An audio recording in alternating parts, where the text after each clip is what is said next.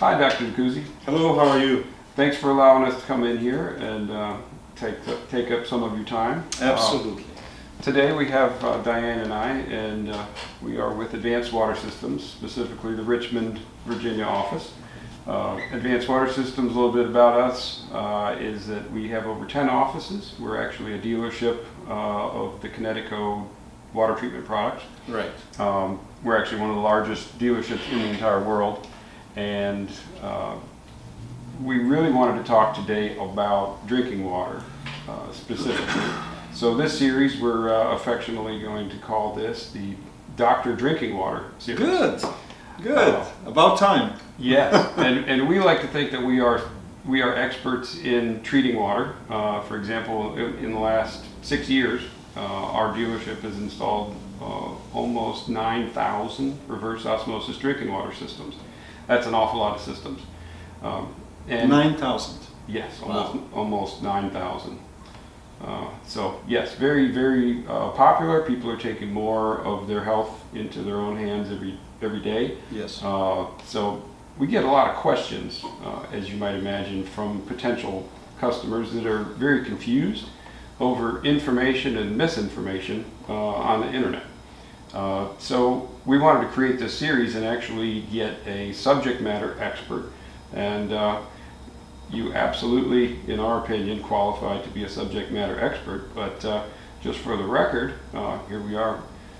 Episode 1, tell us a little bit about yourself and your background and what would qualify you to be a subject matter expert on our questions. Be happy to. And as a full disclosure, I'm not sure if that's important, but in all of our houses, my house and our houses at the that we use for our recreation, we have Kinetico system installed, and I am being compensated for the consult for today. So that's a disclosure that I needed to make. Absolutely. Okay. I am a board certified emergency doctor. I have been practicing medicine for over 35 years. I've also trained in toxicology in Los Angeles, and prior to that I used to be a chemist. I worked in a water analysis lab that ran thousands of samples daily to analyze water contaminants and content. I also worked as a research person at UCLA. I did molecular biology. So I have a little bit of understanding of water chemistry as a chemist and some of the problems that we deal with in medicine with the water content, the filtration. You know, some of the problems that I see, of course, are beyond the scope of this interview, but we see a lot of complex problems that are related to the water, both long-term and acutely, such as infections and things of that sort. Okay, thank you. When we're having consultations with our new clients, to try to make things simple, we try to break down potential drinking water options into 2 different categories, just for simplicity. The first one we like to call filtered water, which is basically mechanically catching sediment and in using carbons in a lot of cases to catch gases. And that's pretty much the limits of filtered water. And then we talk about purified water, specifically using reverse osmosis. So those are the 2 real choices that people are going back and forth with. So that's really going to be the kind of the overview of today. Okay. Can you tell us the difference from your perspective between the 2 and if one has more of an advantage than the other? Now, taking into account that I have to cover things in a simple way for this interview, because this is not a conference about water chemistry, nor is it on the toxicology of water pollutants. But keep in mind that I see a lot of pediatric cases, that I work with a lot of foreign organizations for other water treatment facilities that deal with different set of problems, but particularly for the US. When we refer to water, let's start with tap water. Tap water is water that's really taken out of a municipal source It can also be water that comes from your well, if you have a well on your property. But typically the water that comes from a municipal source is filtered, and they use for the majority of the filtration, because these are waters that have been contaminated before, so they're refiltered, they're reassessed and placed through a process that we call filtration. Now, the industrial filtration part uses lockulation, where they put certain chemicals to precipitate whatever the water contains. And then after that, they may run it through a sand barrier or a sand filter, so that the smaller particles that were not deposited can get trapped through the sand. And then one thing that you're familiar with if you've lived in apartments in different cities is the chlorine taste that you have. So chlorination becomes also one of the final stages of water treatment that is a municipal water before it comes to your house. So when it comes to your house, aside from the taste of chlorine, you really don't know what's in that water, because you don't have a water analysis that's in depth, and you don't have the resources most of the time to understand where to go to get your water properly analyzed. Because as we'll see later on, there are a lot of variances that you need to be aware of, and you need to take that seriously. So again, to review, tap water comes from a municipal source, it's filtered through different processes, and then when it gets to your house, then the decision becomes, what do I do with this water? So the recommendation is, first of all, get your water analyzed very well so that you understand what you're dealing with. So what do we look at now? When we have someone approaching us to, or if we go to, say, a major source such as Home Depot or Lowe's or Ace Hardware, and we decide to buy a filtration system, you have to understand what filtration means. In general, filtration is a system that uses an activated charcoal filter or a particle filter. And the best filters that we see are about 1 micron in opening on the surface of the filter.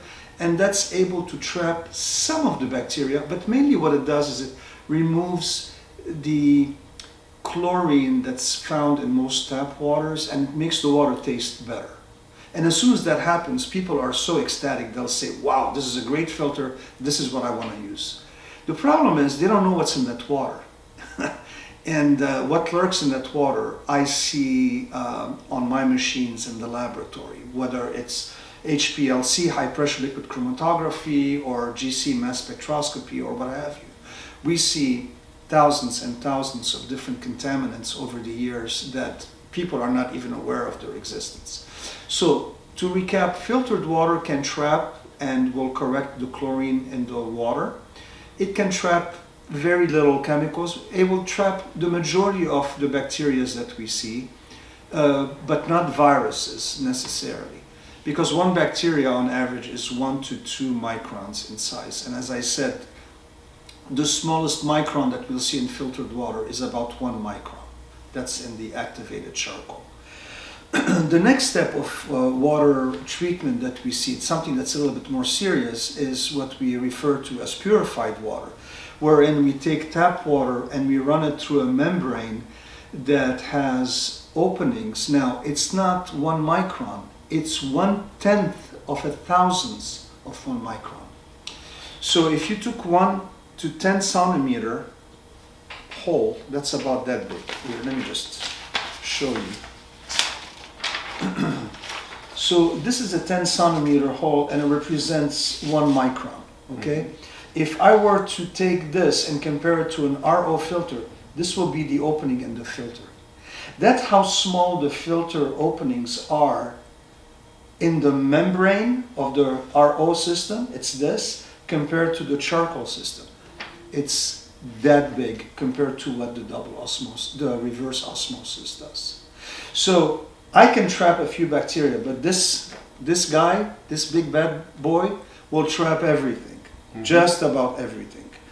Minerals, pollutants, organic materials, for the majority of pesticides, but certainly all bacteria and all viruses. And we end up with a purified water that's better balanced and that has a lot less risk factors for people, whether they are sick or not. especially if they have heart disease or they have other issues with their stomach, it's a lot more important for them to consider purified water over a filtered water. And, that goes without saying that we need to understand what's in the water before it gets to us. So remember, all filtered water is not purified, but all purified water has been filtered. So when we look at reverse osmosis, we call that one of the latest technologies in distilling water in our house. But distillation is also a different process. Distillation becomes something that we use in laboratories to specifically formulate and create compounds that we inject in the body. Most people don't drink distilled water. They may use it perhaps to their ironing board doesn't start building up calcium as they're using their own tap water. So they use distilled water in their iron. But those are not necessarily the things we want to drink at home. So did I answer your questions in terms of what filtered water is versus what reverse osmosis / purified water is? Perfectly. I was looking for clarification because it does get a little confusing with, it seems like there's a battle. The bottled water industry is projected this year, 2023, to just in the U.S. to exceed $94 billion. So there is an awful lot of money out there. There's an awful lot of marketing, and marketing leads to a lot of information. Some of it good, some of it bad. We're just trying to make sure that we are clarifying to the best of our abilities with a true subject matter expert on what exactly the difference is. Well, I don't consider myself an expert, but I am familiar with some of the terms that are being used, and sometimes I need to be careful in how I look at things because I have to reevaluate what's real and what's being sold to me. I mean, when there's a good salesperson, it's amazing what they can sell you. I mean, you can sell you your own shirt, as they say, and you'll be so convinced. Some of the terms that they use are incorrect. So it's difficult to sell a professional a filtration system and try to convince them that it's better than a purifying system. Right. That does not fly. That's not right. Yeah. Okay? Thank you. Yes, sir. Well, that was really our, for episode 1, we just wanted to establish kind of the basics of what differences are there with your options. So we will close this one out, and we both appreciate our time today. And one thing that I forgot to mention is that even though purified water is mostly done by reverse osmosis, that's one of the most, perhaps, I don't want to say efficient because there's a lot of backwash, but one of the most predictable systems that we have on the market. There are other systems that are coming in, but none of them have been proven to deliver that repeated purified system. Right. Maintenance of reverse osmosis has definitely come a long way. And that's the reason why a lot of the large chains, and I won't mention, but one of my favorite ones where I have my bi-weekly salad and sandwich, not that I don't love beef, but I love chicken too. They use the purified system, and that's the only thing that they use to wash their vegetables and make their lemonade and prepare their iced tea. And that goes without saying. Yes, sir. Yeah. We see that a lot. It's growing more in the restaurant industry, thank goodness. Thank you.